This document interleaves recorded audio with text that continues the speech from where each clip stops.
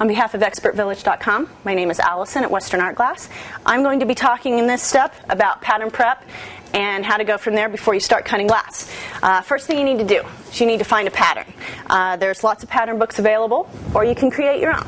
Anyway, so first things first, I like suns, moons, and stars, so here we go, sun, moon, and stars.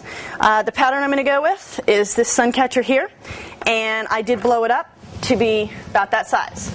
So from there, you need to get it blown up to size. It's going to be in black and white. From there, you need to take this pattern to the glass store, or you need to make sure you've got enough glass to get to this size. So what you're going to do first, get it all blown up. You need to number this. So you need to go 1, 2, 3, 4, 5. Number, however you want to number it is fine. Don't forget to number the background as well. For this project, I have what's called grain in my glass. So to make sure that it looks professional, you need to put grain marks on your pattern as well, so that when you put that on your glass, you know which way this piece goes on there. May look easy now, but when you get all these pieces cut apart, it can be really confusing.